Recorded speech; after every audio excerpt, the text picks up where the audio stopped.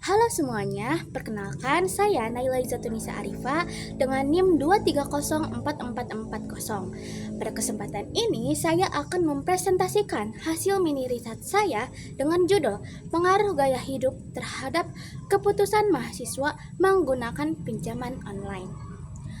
Fenomena penggunaan pinjaman online di kalangan mahasiswa semakin meningkat.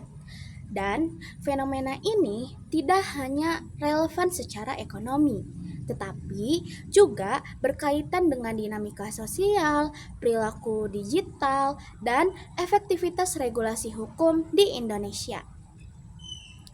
Teknologi finansial digital memberikan akses cepat dan mudah, termasuk bagi mahasiswa. Namun, kemudahan ini diikuti dengan risiko yang cukup serius.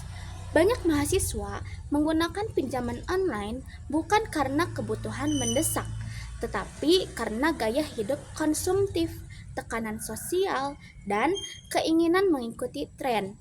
Padahal, secara regulatif, Indonesia sebenarnya sudah memiliki aturan yang kuat, mulai dari POJK, UU ITE, hingga UU PDP. Gaya hidup konsumtif dan fenomena FOMO terbukti menjadi pendorong utama perilaku penggunaan pinjol di kalangan generasi muda. Dua aspek inilah yang menjadi fondasi penting dalam menganalisis masalah penggunaan pinjol oleh mahasiswa. Pertama, dari sisi hukum, Indonesia memiliki kerangka regulasi yang komprehensif. POJK nomor 10 tahun 2022 mengatur penyelenggara pinjol, sedangkan UU ITE dan UU PDP memberikan perlindungan terhadap data dan informasi pribadi. Dalam praktiknya, OJK juga aktif menutup ribuan aplikasi pinjol ilegal setiap tahun.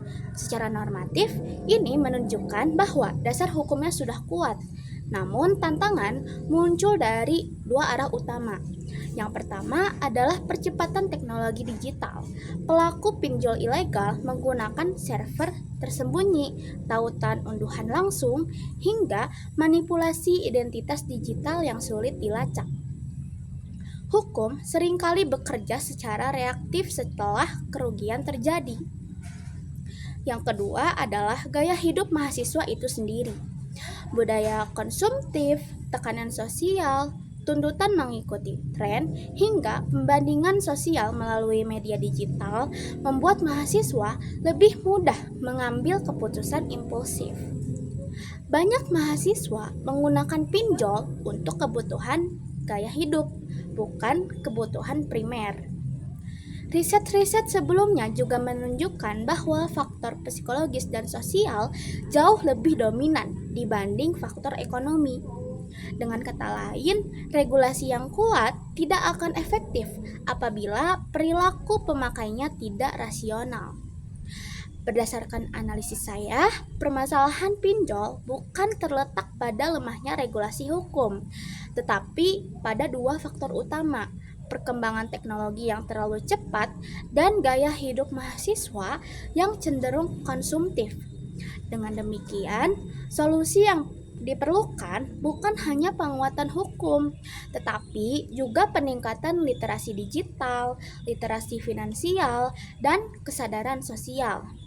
Mahasiswa perlu memahami resiko jangka panjang penggunaan pinjol dan lebih bijak dalam membedakan kebutuhan dengan keinginan. Hukum yang kuat hanya akan efektif jika masyarakat yang menggunakannya juga bijak. Sekian dari saya, terima kasih.